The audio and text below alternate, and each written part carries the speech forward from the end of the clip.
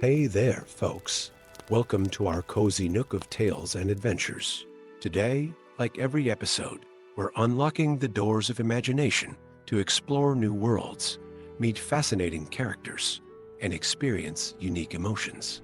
I promise to take you on an unforgettable journey through the power of words. So, get comfy, grab your favorite drink, snuggle into that perfect spot, and get ready to lose yourself in a new story.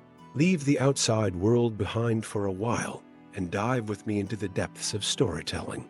If you enjoy our content and want to support the channel, consider hitting that subscribe button and giving the video a thumbs up. Now, without further ado, let's dive into today's story. The wind howled through the jagged peaks of the Grey Mountains like 1,000 lost souls seeking refuge from the perpetual winter of Fordwaith. Gandalf the Grey, wrapped in layers of frost-covered robes, urged his weary horse forward through the deepening snow. The ancient warnings of the Eldar echoed in his mind. Something stirred in the frozen wastes of the north, something that should have remained buried beneath ice and stone for all the ages of Middle-earth. 3 nights ago, at the firelit hall of the Othad, the Horse Lords had spoken of strange lights dancing across the northern skies, and of shadows that moved against the wind. But it was the words of an aging shepherd that had truly caught Gandalf's attention. The man spoke of a song carried on the winter wind, an ancient melody that made the very mountains tremble. Gandalf knew then that the rumors were true. Belger the Ice Drake, last of the great cold drakes of the north, was awakening from its millennial slumber. As Gandalf crested a ridge overlooking a vast, snow-covered valley, he spotted the smoke of campfires rising from a cluster of high tents nestled against a cliff face. The Loseth, the snow folk of the north, had made their winter camp here. These hardy people, descendants of the ancient tribes who had witnessed the wars of Beleriand, might hold the knowledge he sought. The wizard was welcomed into their camp with cautious reverence. The tribal elder, a woman named Astrid Frostspeaker, sat with him in her tent as the northern lights danced across the sky outside. Her eyes, pale as glacier ice, held wisdom that belied her mortal years. "The signs are clear, Grey Wanderer," she said, warming her hands over a small fire. "The ice drake stirs, and with it, darker things from the depths of Utumno. The ancient songs speak of a prophecy when the dragon of frost awakens. The gates of the iron prison shall crack." Gandalf's grip tightened on his staff. Utumno, the first and greatest fortress of Morgoth, had been destroyed ages ago, but its roots ran deep beneath the mountains. If any fragment of that ancient evil remained, his contemplation was interrupted by horns echoing across the valley.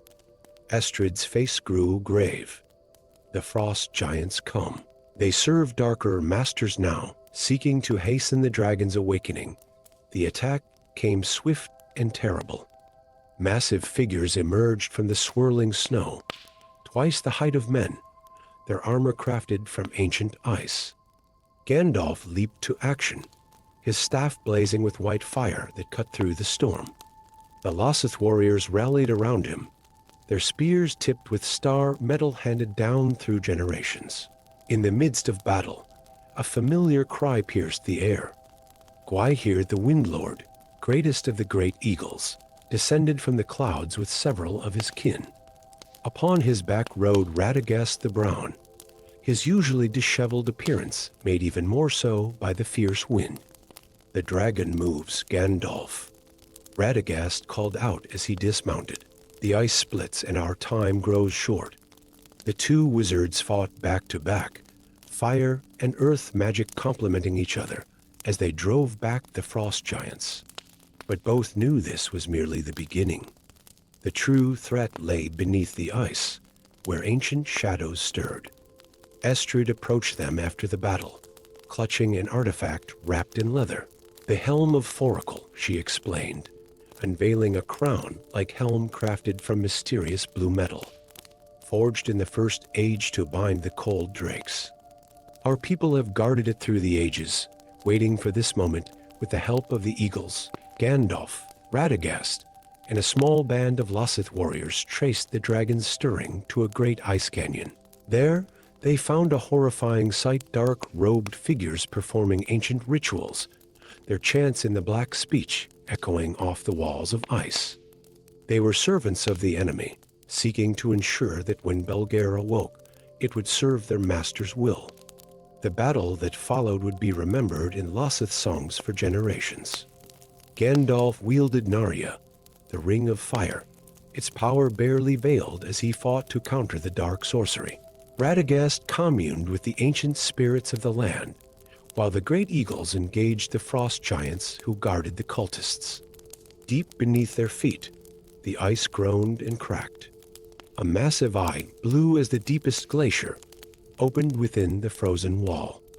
Belgair was awakening. In that crucial moment, Astrid rushed forward wearing the helm of Foracle, speaking words in a language that predated the rising of the sun. The helm began to glow with a pale light, and the dragon's movements slowed. Gandalf raised his staff, adding his power to the ancient artifact's magic. By the power of the West, he thundered, his voice carrying the authority of his true nature as a Maya. Sleep, great worm. Let not the enemy's shadow corrupt your ancient slumber. The dragon's eye closed, the ice sealing once more. But the victory came at a cost. Astrid collapsed, the helm's power having taken a heavy toll. The remaining cultists fled into the storm, and the frost giants retreated to their frozen halls. As Gandalf tended to the wounded Astrid, she gripped his hand. The danger is not past, Grey Wanderer. The enemy's servants will try again. The helm must be hidden where they cannot reach it. Gandalf nodded gravely. I shall take it to see Arden at the Grey Havens. The elves will guard it until the end of days. As he prepared to depart, Gandalf looked back at the Lothith camp. These hardy people would continue their vigilant watch over the northern wastes, as they had done for thousands of years. He had prevented one disaster, but in his heart, he knew this was but one battle in a long war. The enemy's shadow was growing, reaching even to these remote lands. The great eagles bore the wizards south, away from the endless winter of Fordwaith. Yet Gandalf's thoughts remained with the sleeping dragon and the dark forces that sought to wake it. Soon he would need to warn the White Council of what he had discovered. But for now, he took comfort in the knowledge that some ancient powers were better left to slumber, guarded by the quiet courage of those who asked for neither recognition nor reward. The northern lights shimmered overhead as the eagles soared beneath them, nature's own reminder that even in the darkest winter, light and hope endured. Story 2. Torchlight flickered against the ancient walls of Moria, casting dancing shadows across intricate runes carved by forgotten hands. Gandalf the Grey stood at the threshold of a vast chamber, his staff's crystalline head emanating a soft radiance that barely penetrated the velvet darkness ahead. Behind him, Balin, son of Fundin, and a small company of dwarves gazed in wonder at the magnificent architecture that had survived centuries of abandonment. There are deeper halls below, Gandalf murmured, his eyes narrowing as he studied markings on a crumbling pillar. Halls that even the dwarves of old rarely ventured into. Balin stepped forward, his white beard gleaming in the ethereal light. The ancient records speak of a library, Tharkn, a vault of knowledge from the Second Age. When the rings of power were forged, the wizard's interest had not been drawn to Moria by mere curiosity. A growing shadow in his mind, a whisper of returning darkness, had led him to seek answers in these depths. The timing of Balin's desire to reclaim these halls had provided the perfect opportunity for discreet investigation. Their small expedition descended through winding stairs and across precarious bridges, the abyss below swallowing their torchlight. 5 dwarven warriors accompanied them, Inori, and 3 younger dwarves whose eyes still burned with the fire of adventure rather than the weight of memory. The air grew thicker as they ventured deeper, carrying the musty scent of ages past. Gandalf's heightened senses detected something else, a faint metallic tang that reminded him of blood and star metal. the same scent he had encountered in the forges of Eregion, where the rings of power had been crafted. They entered a vast circular chamber supported by towering pillars carved to resemble ancient trees, their stone branches intertwining overhead. At the chamber's center stood a pedestal bearing a book bound in dark metal, its surface etched with patterns that seemed to shift in the uncertain light. The Chronicles of Narvi, Balin breathed, approaching the tome with reverence. I had thought it lost forever, but Gandalf's attention was drawn to the shadows gathering in the corners of the room. Shadows that moved against the light, whispering in voices that spoke of power and glory restored. He raised his staff, its light intensifying, and the shadows recoiled but did not flee. "Something watches us," the wizard warned, his voice carrying the weight of ages. "Something that has waited long in these depths." A laugh echoed through the chamber, neither dwarf nor ORC, but ancient and cold as the foundations of the earth. From the darkness emerged a figure that seemed hewn from living shadow, its form vaguely humanoid, but wrong in ways that made the eye flinch away. "The Grey Wanderer comes seeking knowledge," the figure spoke, its voice resonating with otherworldly power. "But perhaps I can offer more than mere learning." Gandalf's grip tightened on his staff. "You are one of the Maya," he declared, recognizing a fellow spirit from before the making of the world, the one that had followed Morgoth into darkness. "I am Morn Cage, keeper of forbidden lore," the shadow being proclaimed. "I watched as Celebrimbor forged his rings. I know secrets that could restore Moria to glory unimagined." The dwarves shifted uneasily, but Gandalf could see the spark of temptation in their eyes. Balin stepped forward, his voice steady but eager. "You speak of restoring our ancient home?" "No," Gandalf interrupted sharply. "It offers corruption wrapped in fair promises. This is why the dwarves of old sealed these levels, but already the shadows' whispers were working their way into the minds of the company. Visions of Moria restored, of halls gleaming with mithril and gold, of power to rival the greatest kingdoms of old. The balrog sleeps above," Morn Cage purred. "But there are older powers below, powers that could be bound to dwarvish will." The rings were merely a beginning. Gandalf struck his staff against the floor, sending a wave of pure light through the chamber. The shadow being hissed, its form wavering. "Enough. Balin, we must leave this place. Now." But two of the younger dwarves had drawn their axes, their eyes glazed with visions of glory. "The kingdom could be ours again," one whispered. "Not just these empty halls, but power to humble even the elves." What followed was chaos. As Morn Cage's influence grew stronger, dwarf turned against dwarf. Gandalf found himself fighting not only to contain the ancient evil, but to prevent his companions from slaying each other.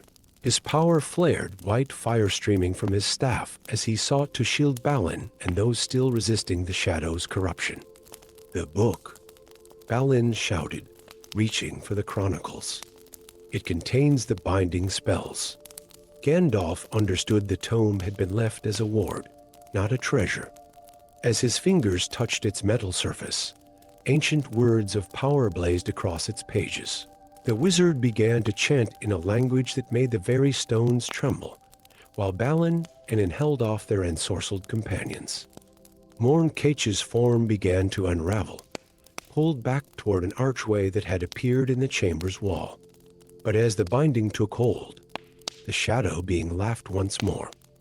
"You cannot stop what is coming, Ol Rin," it said, using Gandalf's true name. "The shadow grows.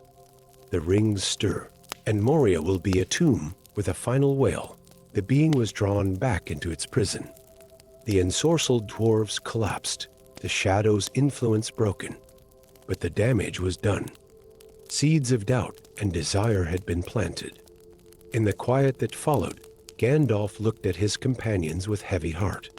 He could see in Balin's eyes that the dream of reclaiming Moria had taken deep root. The shadow's whispers, though proven false, had awakened something that could not easily be put to rest.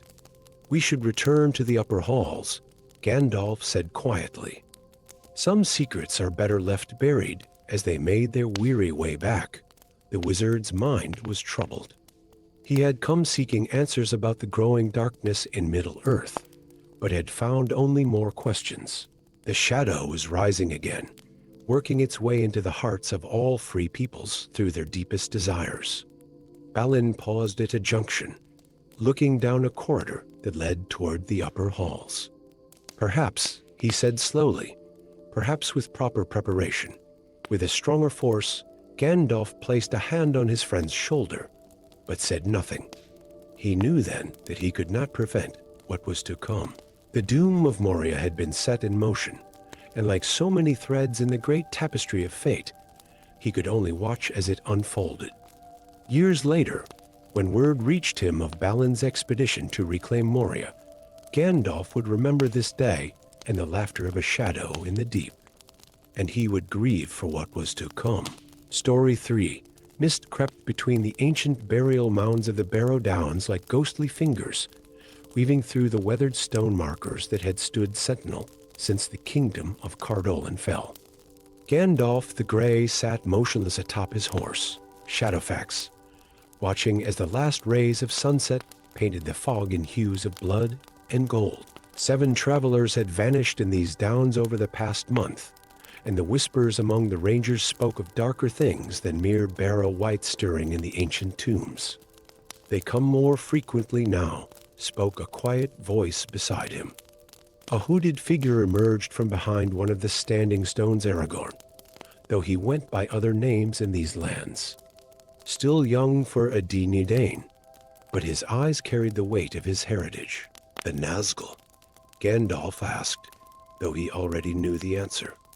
He had felt their presence, a cold shadow that made even the stems of his pipe weed frost over.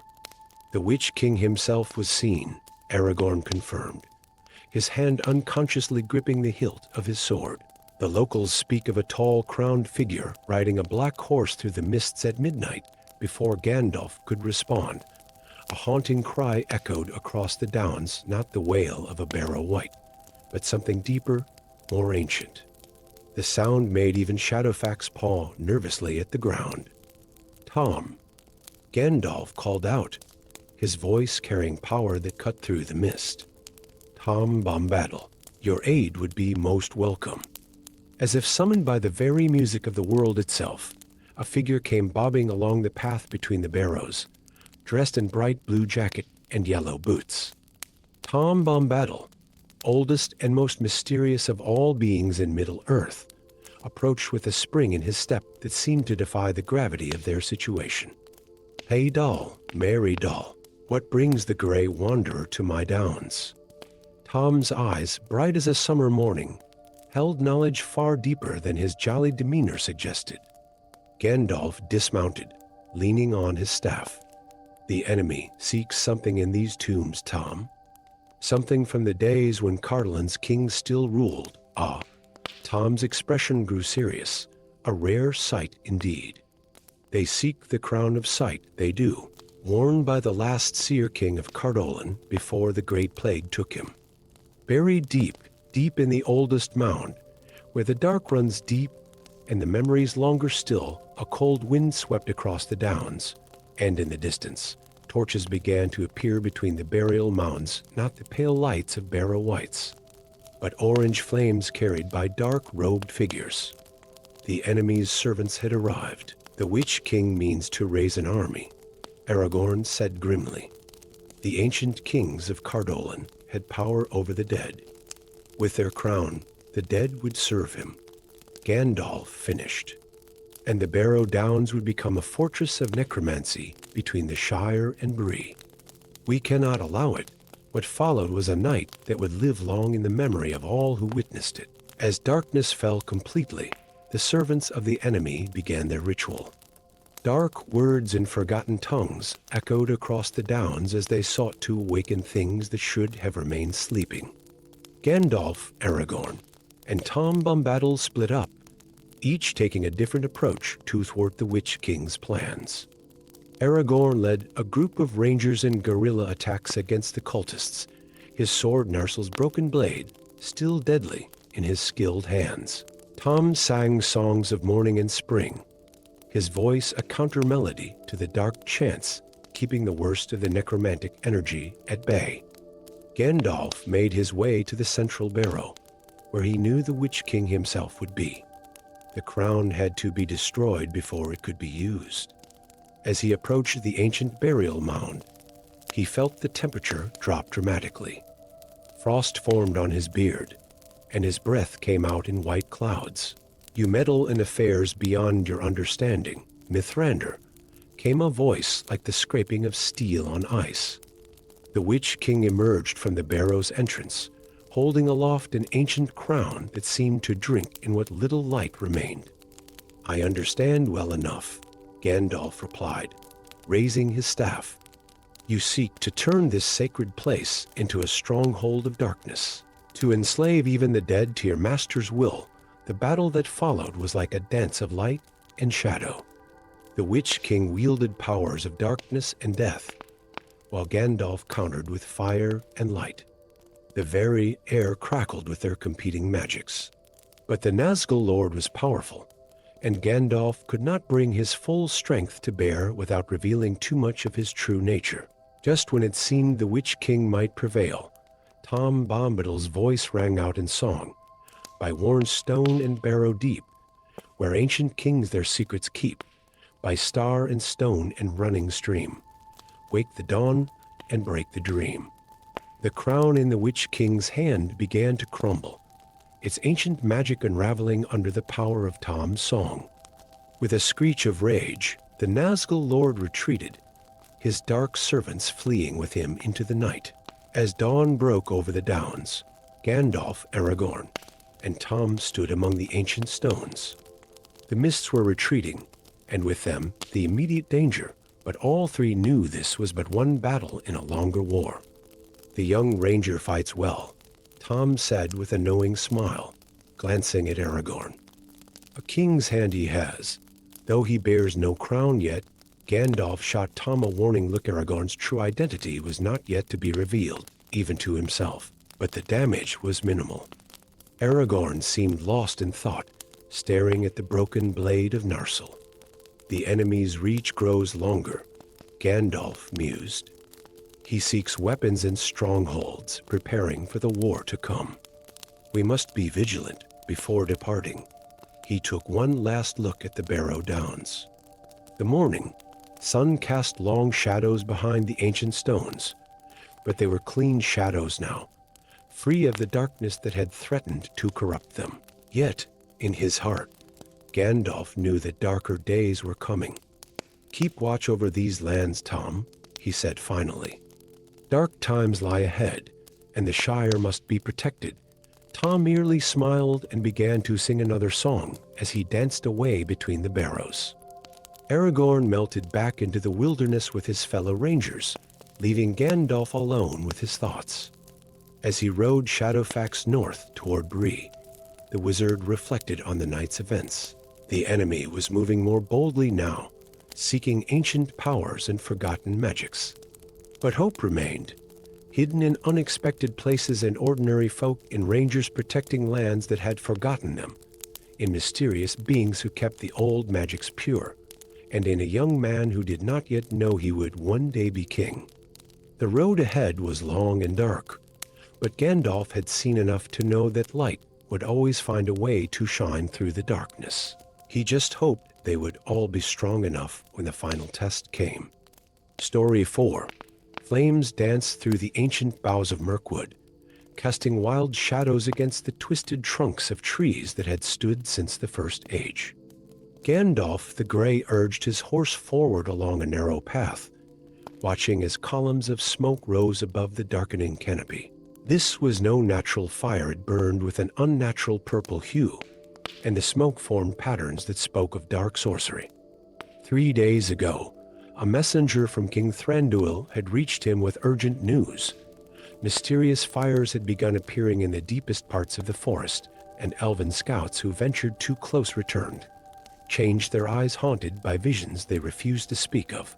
The wizard dismounted at the edge of a clearing where a group of woodland elves had made camp. Among them stood a young elf with striking resemblance to Thranduil Legolas, the prince of the woodland realm, though he had not yet gained the renown he would in later years. "The fires spread, Mithrandir," Legolas reported, his keen eyes reflecting the distant flames. "And we've found these near each blaze." He handed Gandalf a curious object, a shard of black crystal that seemed to pulse with an inner darkness. Gandalf's expression darkened as he examined the crystal. "These are fragments of Morgoth's crown," he said gravely, "taken from the ruins of Angband and corrupted by newer, fouler magics. Someone is using them to awaken something in the mountains." A sudden tremor shook the earth, causing the ancient trees to groan in protest. From deeper in the forest came a sound that chilled even the hearts of the elves, a deep, resonant horn blast that spoke of shadows and flame. "That came from the mountains of Mirkwood," one of the elder elves said, his face pale, "where the ancient tunnels lead down into darkness." "Yes," Gandalf's voice was grim, "where a balrog sleeps since the elder days. These fires are no accident, they are a ritual. Someone seeks to wake it." As if in response to his words, dark figures emerged from the shadows between the trees. They wore robes of deep crimson, their faces hidden behind masks carved with runes of power. Cultists of Sauron, wielding dark magic that didn't belong in this age of the world. The battle erupted without warning. Legolas's bow sang, his arrows finding marks with uncanny accuracy, while his fellow elves engaged the cultists with blade and spear. Gandalf's staff blazed with white fire as he confronted their leader, a tall figure wearing a crown of black crystals. "You meddle in powers beyond your understanding," Gandalf declared, his voice carrying the weight of ages. "The creature you seek to wake cannot be controlled," the cultist leader laughed, a sound like breaking glass. "Our master does not seek to control it, Mithrandir. Chaos serves his purposes just as well. Let the forest burn, let the balrog rise, the woodland realm will fall, and with it, the last great elven power in the east." The fight took them deeper into the forest, where the ritual fires burned hottest. Here, the very air seemed to warp and twist, showing visions of ancient battles and fallen kingdoms. Young Legolas proved his worth repeatedly, his courage and skill marking him as one who would one day play a greater role in the fate of Middle-earth. They found the ritual site in a vast clearing, where the cultists had arranged the crystal shards in a pattern that mirrored the constellation of Encalagon the Black. Dark energy pulls through lines of power drawn in ash and blood, reaching down into the depths of the mountains. "We must break the ritual," Gandalf called out to Legolas and the elves. "The crystals destroy them before the pattern is complete." What followed was a desperate race against time. While Gandalf confronted the cult leader in a dramatic duel of sorcery, Legolas and his warriors fought to reach the crystal shards. The very forest seemed to come alive around them, ancient trees groaning and shifting as the dark magic took its toll. In a crucial moment, Legolas proved his worth beyond mere archery. When one of his companions fell to dark magic, the young prince didn't hesitate. He leaped through a wall of purple flame, seized a critical crystal, and shattered it against a stone, even as the dark energy coursed through his body, causing him visible pain. The breaking of the crystal triggered a cascade effect. The ritual pattern collapsed, its dark energy turning inward.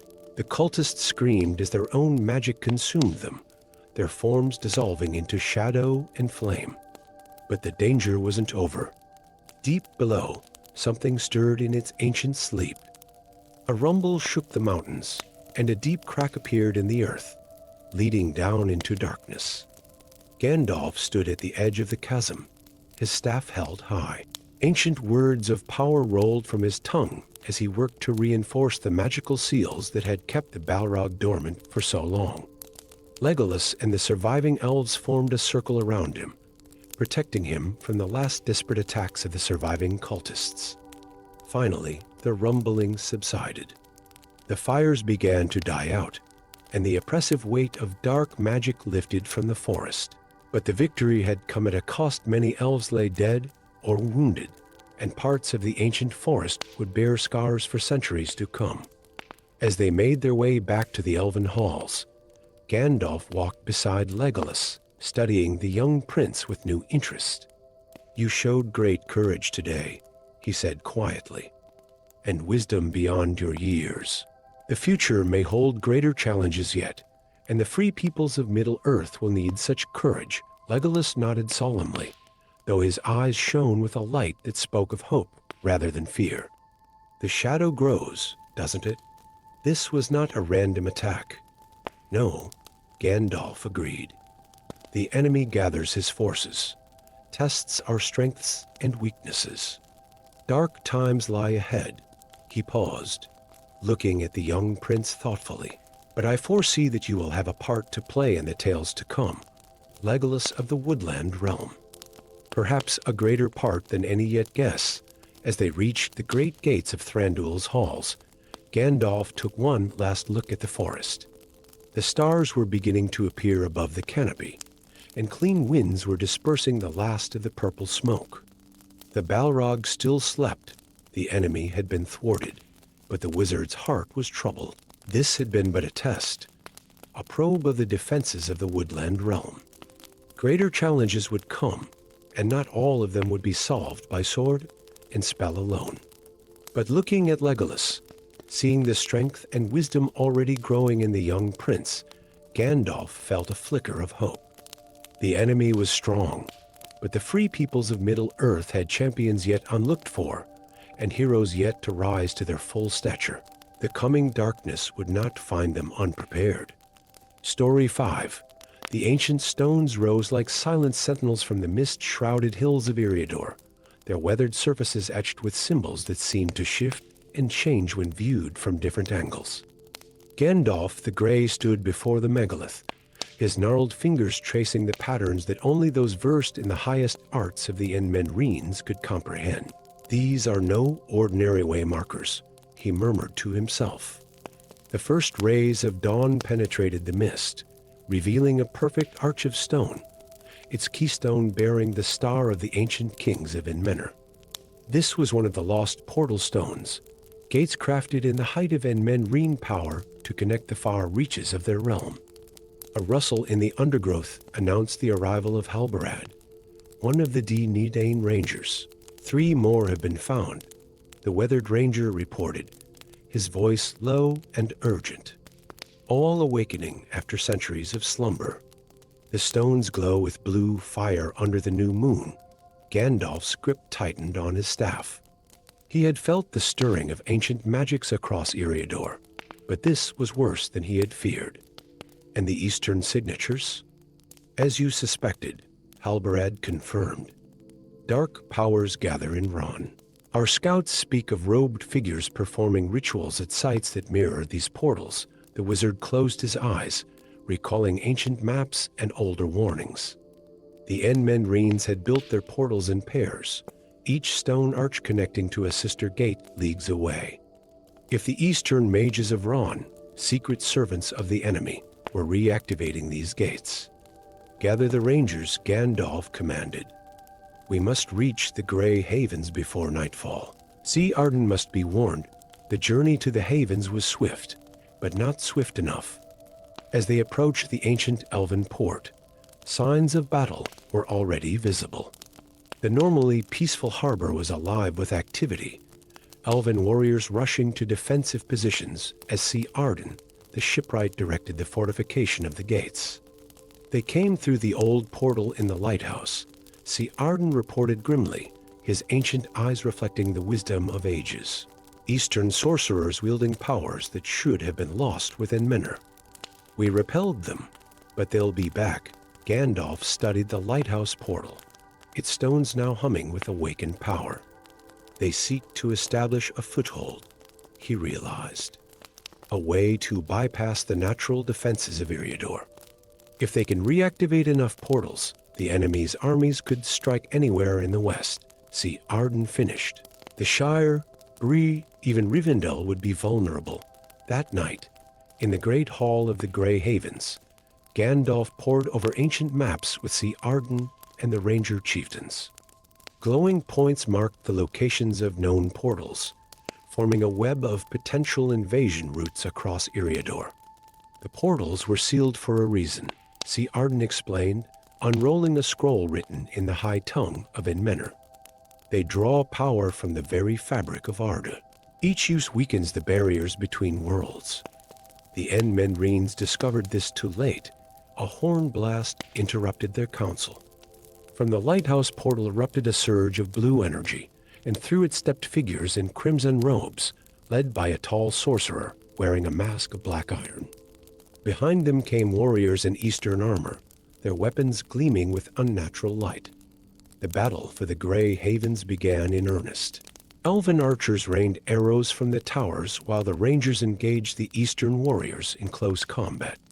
Gandalf found himself locked in magical combat with the masked sorcerer, their powers creating spectacular displays of light and shadow across the harbor. "You cannot stop what is coming," Mithrandir, the sorcerer's voice, echoed metallically behind his mask. "The barriers grow thin. Our master's reach extends further each day. Your master knows nothing of the powers he meddles with," Gandalf countered, his staff blazing with white fire. These portals nearly broke the world once before. The duel took them through the streets of the Havens, past ancient buildings, and under stone arches that had witnessed the passing of ages. The sorcerer wielded corrupted Enmenrine magic, dark reflections of the arts that had once made the kingdom great. In a crucial moment, young Aragorn, not yet known by that name, to most led a group of rangers in a daring assault on the lighthouse itself. They fought their way through the eastern warriors, seeking to reach the portal's keystone. Gandalf saw their opportunity. Drawing upon Narya, the ring of fire he bore in secret, he channeled its power into a mighty spell.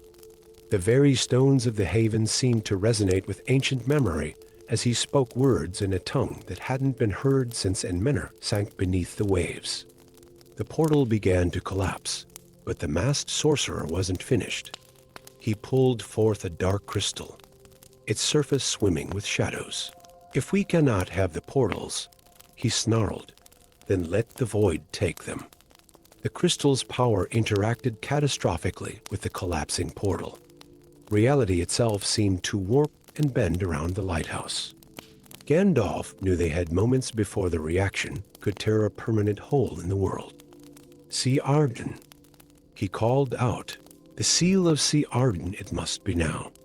The ancient shipwright drew forth a ring set with a white gem that seemed to contain the very light of the stars. As Gandalf held back the void energies with his staff, See Arden began to sing in the high tongue of the elves. The gem's light grew until it rivaled the sun, and the portal's energies began to stabilize. The masked sorcerer and his followers were pulled back through their gateway as it collapsed, their screams cut off as the ancient stones sealed themselves once more. When the light faded, the portal was dark, its stones now bearing new runes of sealing.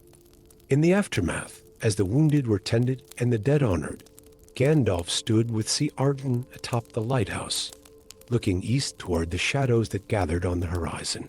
"We've won a reprieve," See Arden said softly, "but they'll try again. The enemy's reach grows longer."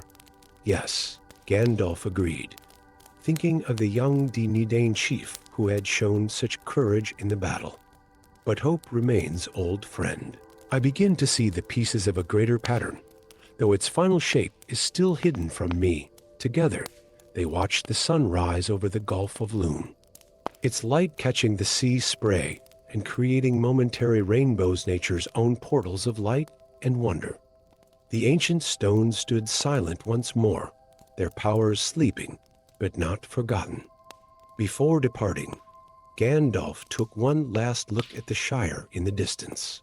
The portal's threat had been averted, but the hobbits would never know how close darkness had come to their peaceful realm. As he so often did, the wizard found himself marveling at how the fate of Middle-earth so often hung on such small threads and such small folk. Guard them well, he murmured to the rangers who had returned to their endless watch.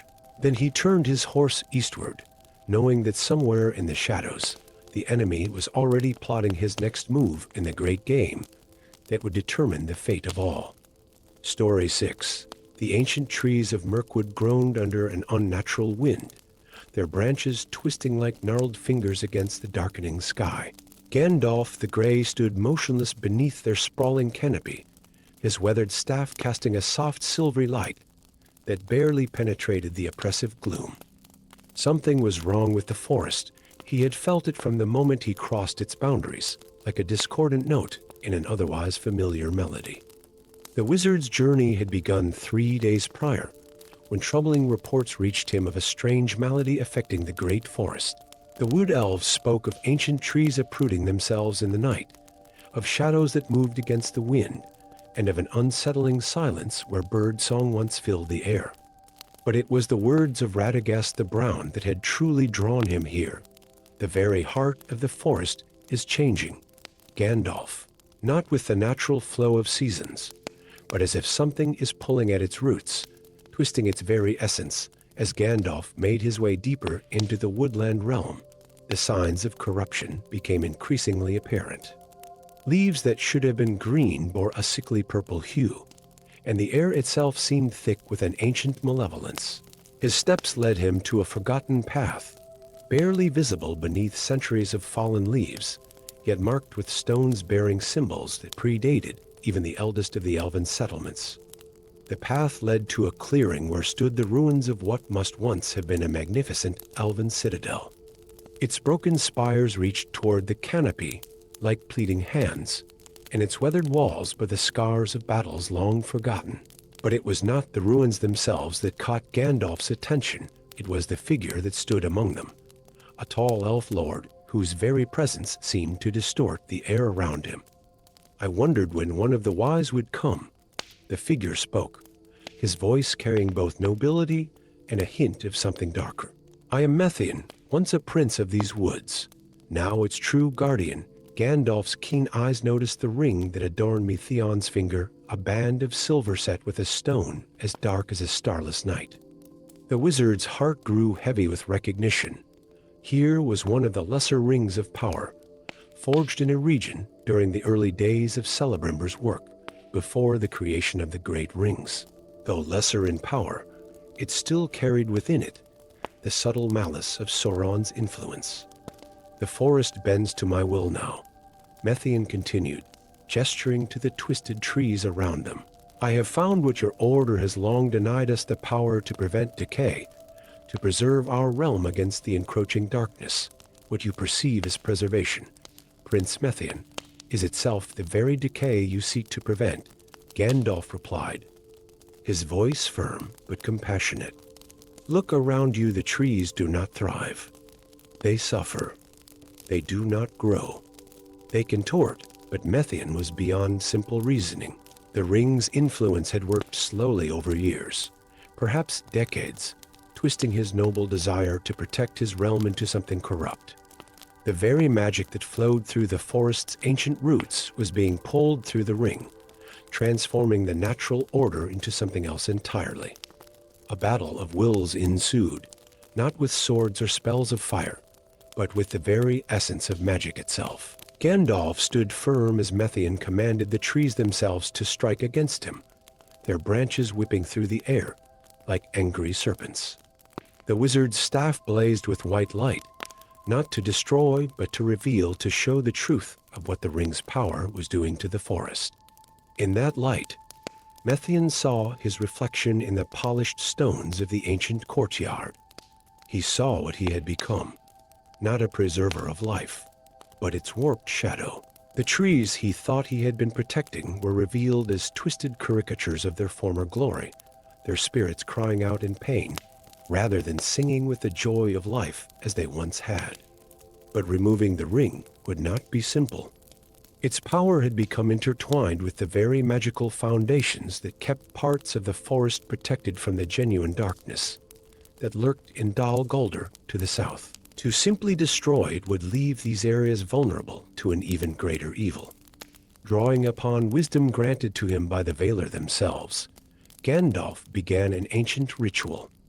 His voice rose in songs of power that had not been heard in Middle-earth since the First Age, weaving a spell that would separate the ring's power from its corruption. As he worked, the very air seemed to shimmer with golden light, and the trees themselves began to hum in harmony with his words. Methian fell to his knees, the ring on his finger glowing with an intense inner light. For a moment that seemed to stretch into eternity, the fate of that portion of the forest hung in balance. Then, with a sound like crystal chimes in a gentle breeze, the ring's stone changed from midnight black to a clear, pure blue. The prince's eyes cleared, as if awakening from a long dream.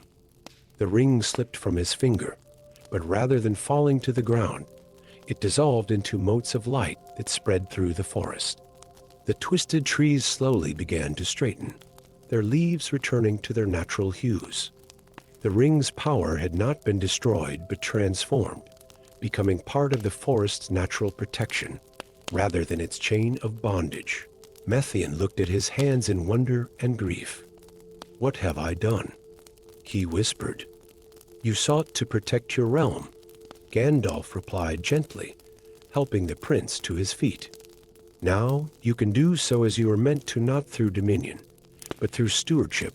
As they stood in the clearing, now bathed in natural sunlight filtering through healthy leaves, Gandalf reflected on this first great test of his time in Middle-earth. The corruption of noble intentions would prove to be among the most dangerous of evils he would face, he sensed, but also one that could be overcome not through destruction, but through transformation and understanding.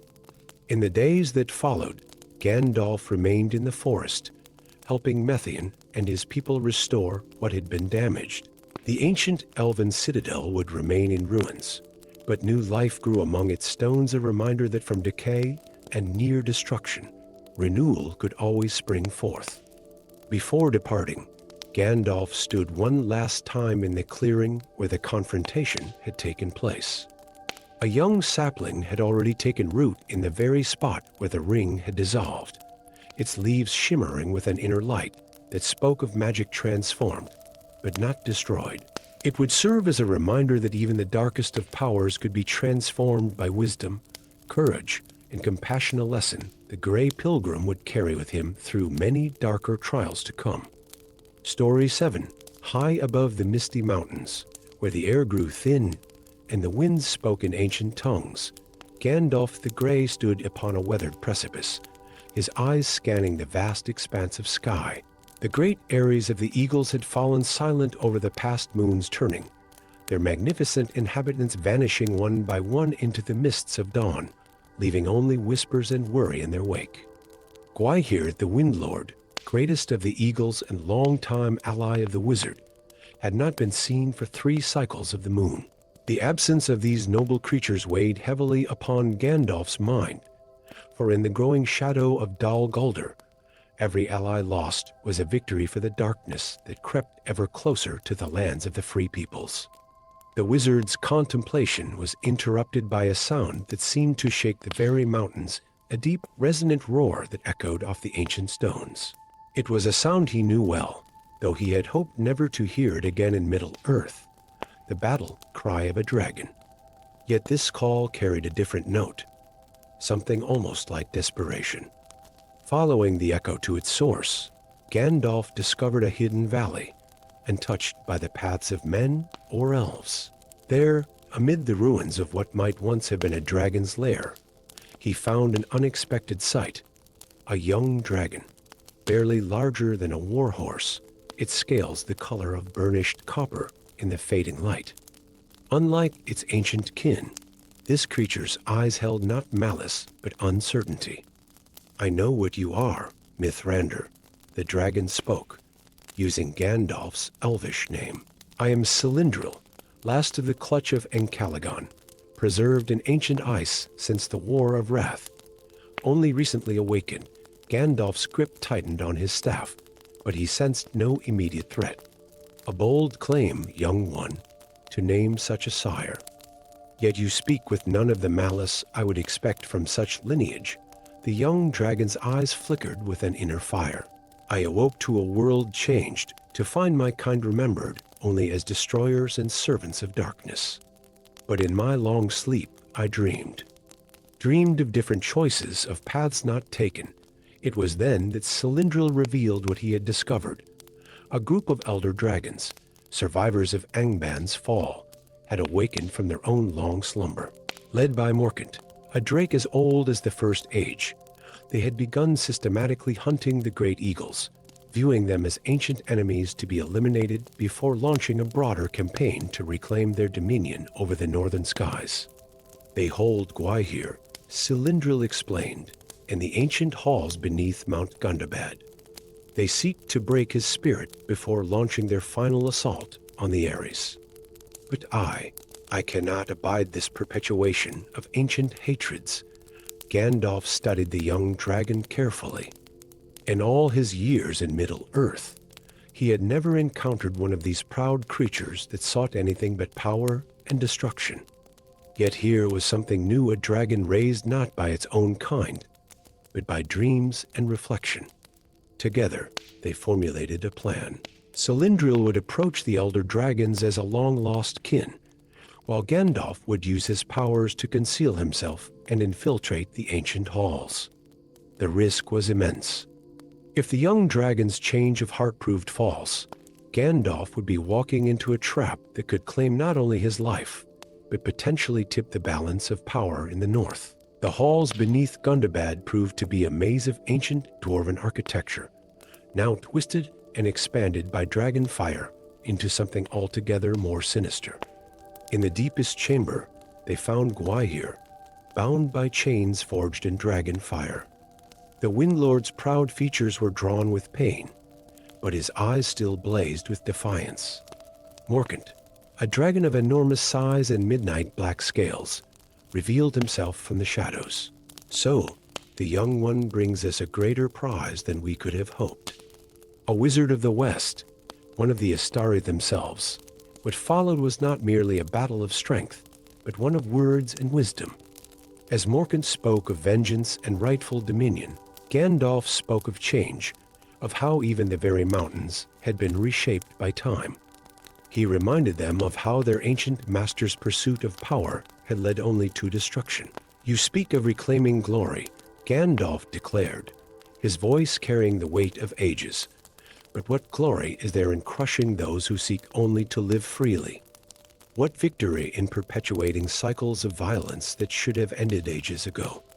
The chamber erupted into chaos as the elder dragons, moved either by Gandalf's words or their own ancient hatreds, turned upon one another. Cylindril proved his loyalty, using his smaller size and quick wit to outmaneuver his larger kin and help Gandalf reach Gwaihir's chains. In the end, it was not strength of arms that won the day, but the wisdom of unexpected allies. As Morkant prepared to unleash his full fury upon them all, Cylindril interposed himself between the ancient drake and Gandalf, spreading his wings in a gesture, not of challenge, but of protection. "We need not be what we were born to be," the young dragon declared. "The world has changed, and we must change with it, or perish as our ancestors did." The truth of these words, spoken by one of their own kind, reached something long dormant in the elder dragons' hearts. One by one, they withdrew, leaving Morkant alone in his rage.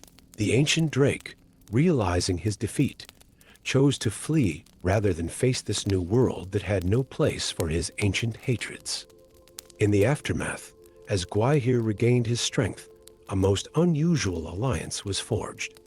Cylindril would become a secret guardian of the northern skies, working in concert with the eagles to watch for signs of darkness spreading from Dal Guldur. The young dragon's choice to break with his heritage would prove crucial in the years to come, as the shadow in the east grew ever longer. Before departing, Gandalf stood once more upon the high precipice where his journey had begun. Beside him, Cylindril gazed out at the sunrise, his copper scales blazing in the morning light. "You have chosen a difficult path," Gandalf observed. Neither dragon nor traditional ally, but something new entirely. Perhaps that is what this age needs, Cylindril replied, those willing to forge new paths between the old ways, as Gandalf watched the young dragon take wing alongside Gwaihir. He reflected that in these darkening times, hope often came in the most unexpected forms. The wisdom of eagles, he mused, sometimes required the courage to embrace change, even from the most unlikely of sources. Story 8. The great doors of Moria groaned open before Gandalf the Grey, their ancient runes glowing faintly in response to his whispered words. The darkness beyond seemed to pulse with memories of former glory and present danger, a fitting gateway to the greatest kingdom the dwarves had ever built. Yet now, in these latter days of the Third Age, that greatness lay in ruins, its halls haunted by things that should have remained in shadow. The White Council had sent him here, though they knew not the full peril of his mission. Deep in the archives of Rivendell, Gandalf had discovered references to an ancient dwarven ritual, one that spoke of ways to strengthen the barriers between the world of light and shadow. With darkness growing in Dal Guldur, such knowledge could prove invaluable if he could find it in the vast libraries of Moria. His staff cast a pale light that barely penetrated the gloom, revealing columns that stretched up into darkness like the trunks of stone trees. The air was thick with dust and memories, each footstep echoing off walls that had once rung with the sounds of thousands of dwarven hammers. But other sounds whispered in the darkness, the skittering of unseen things, the distant drip of water, and something else. Something that might have been voices. "Hold, Tharkin," came a gruff whisper from the shadows, using the dwarven name for Gandalf. "One more step, and you'll meet the business end of a dwarven axe." From behind pillars and fallen stones emerged 5 figures dwarves, but unlike any Gandalf had seen before. Their beards were wild, and their eyes held a feral gleam, yet they moved with the silence of cats. Their leader, a female dwarf with steel-gray hair and armor that bore the ancient marks of Durin's line, stepped forward. "I am D.S. Stonekeep," she announced, her voice carrying the weight of long years in darkness. Last keeper of the deep archives and leader of the holdfast, those who never abandoned Moria to its fate, Gandalf lowered his staff slightly, though his grip remained firm. "I had heard rumors of survivors, but few believed them.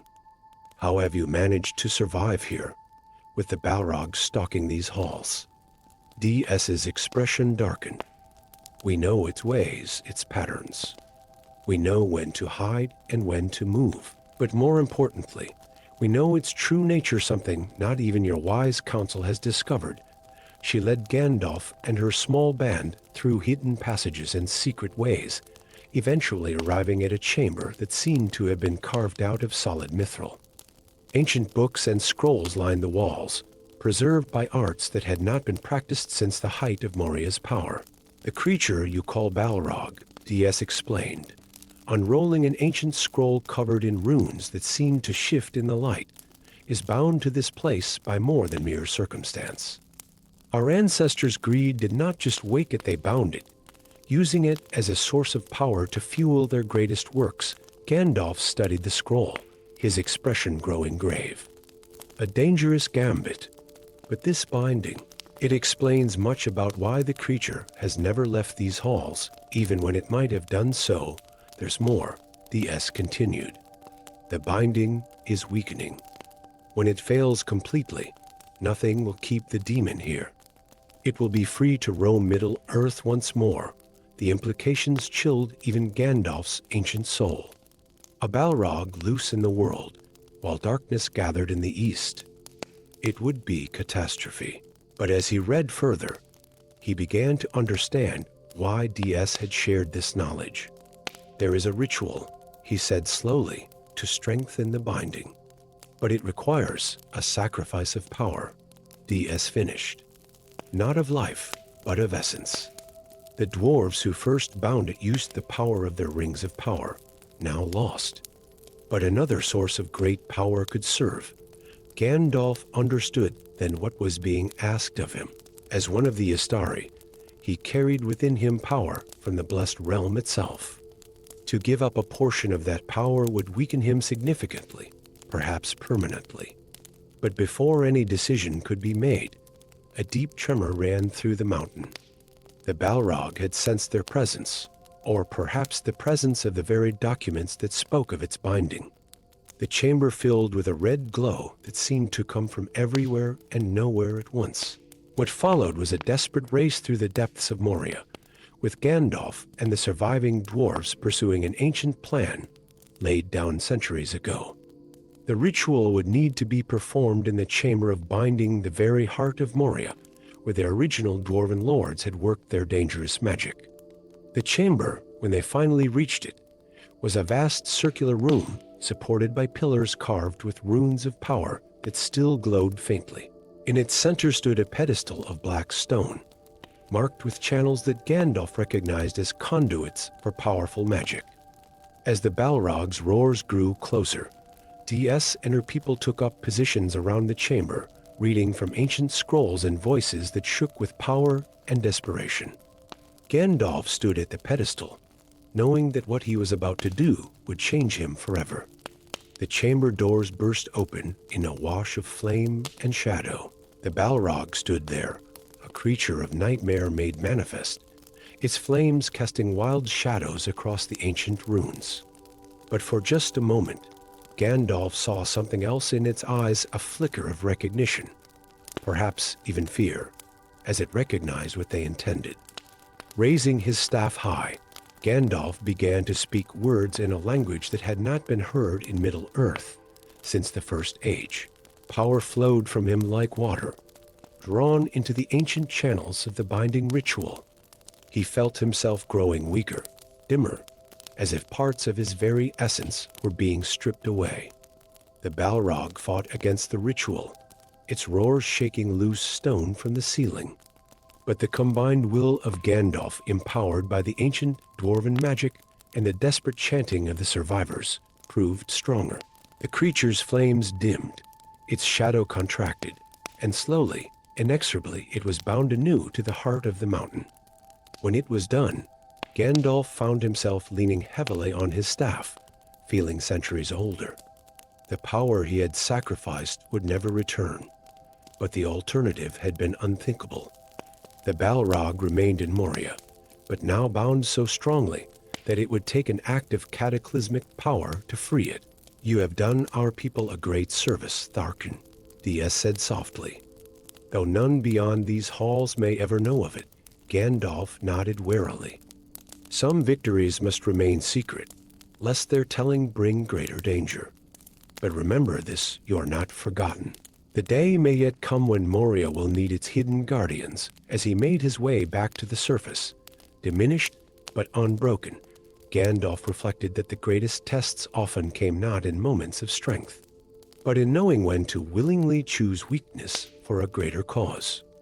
The halls of Moria would remain dangerous, but thanks to an unwavering few, its greatest threat would remain chained in the deep places of the world. Story 9. Snow fell silently over the brown lands east of Mirkwood, each flake a crystalline star drifting down from a steel-gray sky. Gandalf the Grey stood beside Radagast the Brown at the edge of a vast, frozen plain, their breath forming clouds in the bitter air. Before them stretched a landscape transformed by winter's touch, yet something about the snow-laden shapes ahead seemed too regular, too purposeful to be natural formations. "Do you see it now, old friend?" Radagast whispered, his voice trembling with barely contained excitement. "What I first thought were ancient stones or dead trees." "Look closer." Gandalf narrowed his eyes, letting his perception stretch beyond mere physical sight. In the gathering dusk, he could see them shapes that might have been mistaken for snow-covered trees, but held within them the faintest glimmer of dormant life. His heart quickened as understanding dawned. "The Entwives," he breathed, the words forming frost in the air.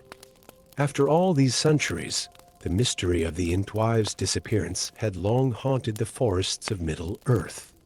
Their absence had left the Ents lonely and incomplete, slowly fading into tree-ish solitude.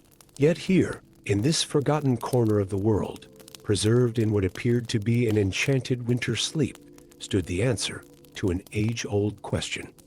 Together, the two Istari made their way across the frozen plain, their staffs leaving trails of light in the deepening darkness.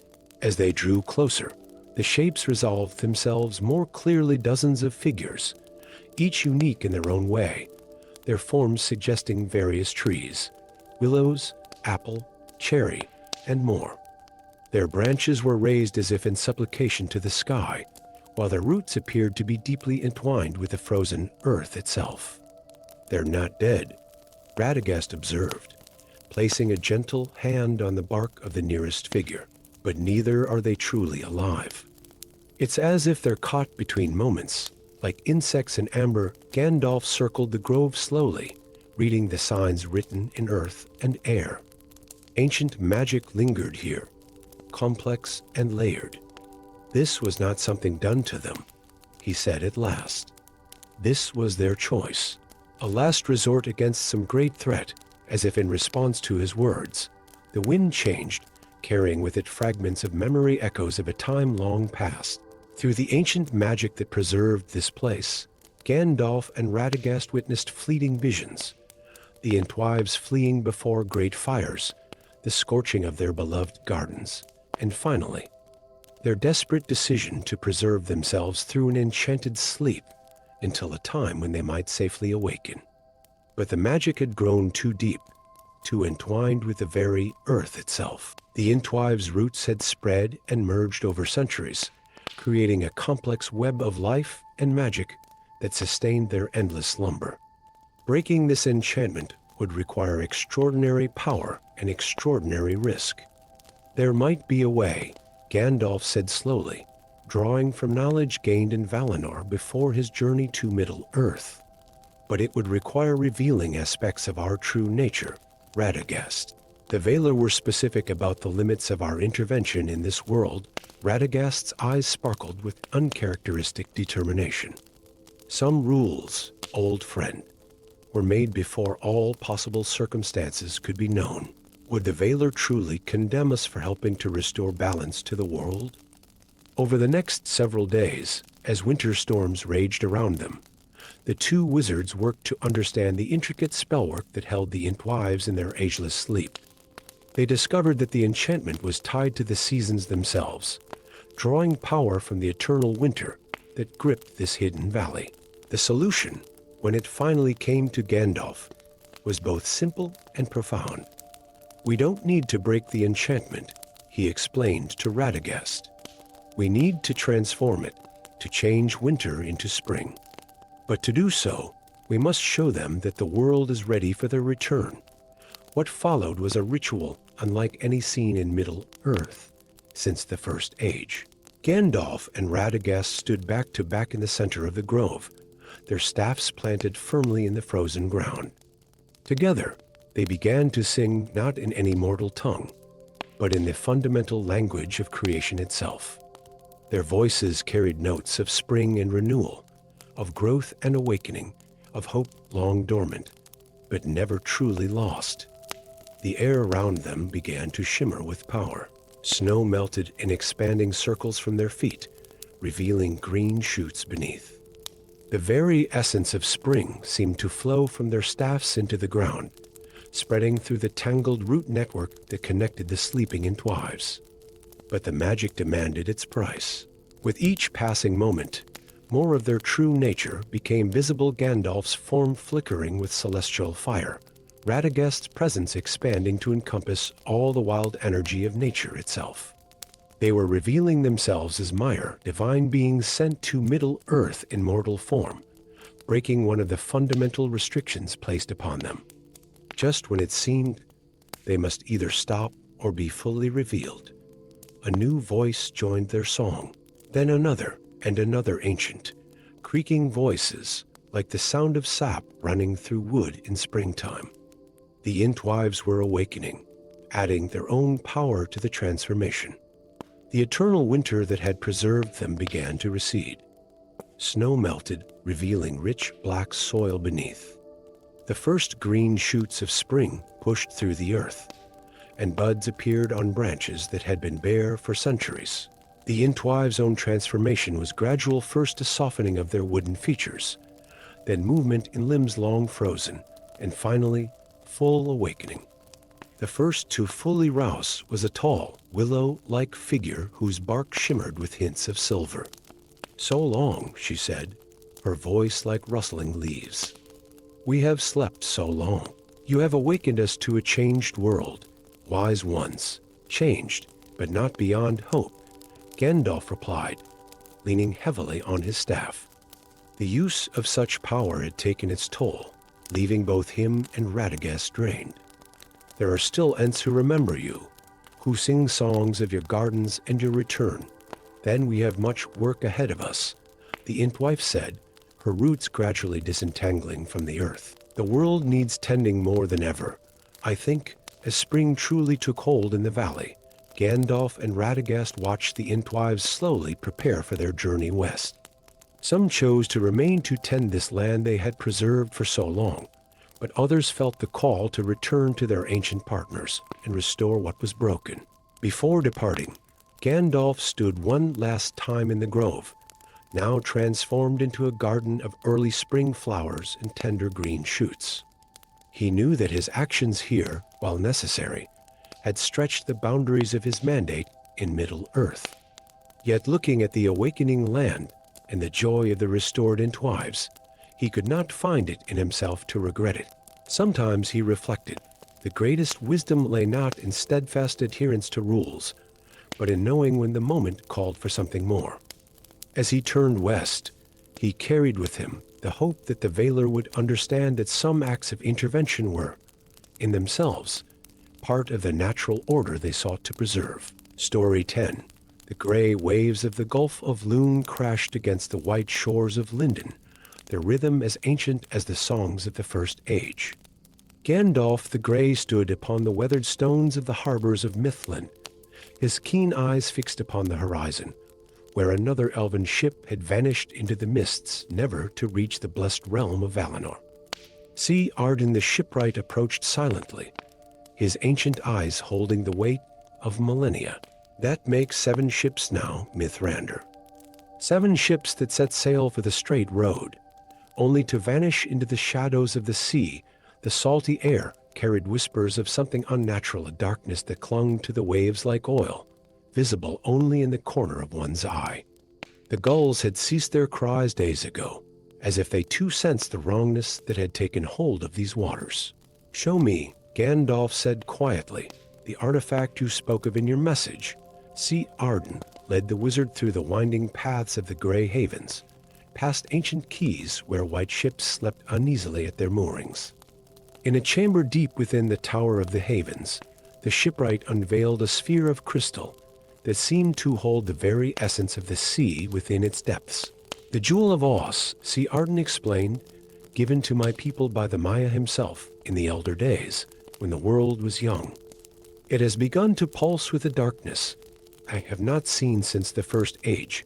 As Gandalf gazed into the crystal's depths, images formed in its swirling mists, spectral ships crewed by shadows, their sails tattered by winds that blew from nowhere. He saw faces twisted with ancient grief and rage, and recognized them for what they were. The Forgotten Ones, he breathed. Those of the Teleri who refused both the great journey and the gift of the Belain. They chose neither light nor darkness, and so were condemned to drift between, for these were the souls of those elves who, in their pride or fear, had refused to make the journey to Valinor when called, yet also rejected the dominion of Morgoth. Their punishment had been to remain bound to the seas they loved, neither fully in the world of the living nor properly dead, a fate that had slowly twisted them into something terrible. Through the long years of their exile, their bitterness had grown like a pearl around a grain of sand, until they became something else entirely, the Shadow Mariners, who now sought to deny others the journey they had once refused themselves. But the crystals showed something more, a pattern in their attacks, a purpose beyond mere spite. They were drawing power from each ship they claimed, using the vessel's inherent blessing to build something darker, a shadowy fleet that could potentially breach the very barriers between worlds. They seek to force their way to Valinor, Gandalf realized, not through the straight road, but through the very walls of the world itself. The solution lay in ancient lore, fragments of which Gandalf had brought with him from Valinor, though speaking of such knowledge meant revealing more about his true nature than he preferred. The Jewel of Oz could be used to summon and bind the Shadow Mariners, but doing so would require both tremendous power and a perfect understanding of their nature. Over the next several days, as more reports arrived of ships disappearing into the mists, Gandalf and C. Arden worked to prepare the ritual. They would need to time it perfectly when the moon was dark and the tide was at its highest, when the veil between worlds grew thin. On the chosen night, they stood upon the great sea wall of Mithland. The Jewel of Oz hung suspended between them, supported by strands of elven hair freely given by the mariners of the havens. Gandalf had inscribed the stones around them with runes of power that gleamed with a pale blue light, while C. Arden led his people in songs of the sea that were ancient when the world was young. The Shadow Mariners came as the tide peaked, their spectral fleet materializing from the mists like a nightmare taking form. Their ships were twisted reflections of elven vessels, their crews bearing faces that might once have been fair, but were now corrupted by millennia of bitterness and regret. Gandalf raised his staff, its light piercing the darkness like a star. His voice carried power that few in Middle-earth had ever heard him use, speaking words in a language that predated the sunrise. The Jewel of Oz blazed in response, sending forth beams of pure light that caught the Shadow Mariners in their radiance. But the spirits fought back with the strength of their ancient grudge. The very sea seemed to rise up in fury, threatening to overwhelm the seawall. In that moment of crisis, C. Arden stepped forward and did something unexpected. He began to speak to them, not with words of power or binding, but with simple truth. Brothers, sisters, his voice carried across the waves. Your choice was made in fear, but it need not define you forever. The sea you loved still calls, but not to darkness. The Shadow Mariners paused in their assault, and in that moment of hesitation, Gandalf understood what needed to be done. Working quickly, he altered the ritual not to bind or banish, but to offer transformation. The Jewel of Oz became not a weapon, but a catalyst for change. You cannot reach Valinor through force, Gandalf declared, his power flowing through the jewel, but you can choose again. Choose now, not between journey and refusing, but between holding to your bitterness and accepting a new path. The light that erupted from the jewel this time was gentle, like sunshine on calm waters. It enveloped the Shadow Mariners, and those who accepted its touch began to change. Their spectral forms solidified into something new, neither fully spirit nor fully corporeal, but something in between. They became the guardians of the straight road, tasked with guiding other ships safely on their journey to the blessed realm. Those who rejected the transformation dissipated like morning mist. Their long vigil finally ended as they accepted the gift of true death. The shadow fleet dissolved, leaving only scattered memories on the waves. As dawn broke over the Gulf of Loon, Gandalf and C. Arden stood watching the newly transformed guardians take up their eternal posts along the straight road. The Jewel of Oz had grown dim, its power spent in the transformation. You revealed much of yourself tonight, Mithrandir, C. Arden observed quietly. Some truths are worth the risk of revealing, Gandalf replied. And some choices must be offered more than once before they can be made rightly. Before departing the Grey Havens, Gandalf watched one last ship set sail for Valinor. As it approached the horizon, he saw ghostly lights appear to guide it safely along its path, the Guardians taking up their new purpose with the same dedication that had once fueled their resistance. In the end, he reflected, even the darkest shadow could serve the light, if given the chance to choose anew. It was a lesson he would carry with him through many darker days to come, as the shadow in the east grew ever longer.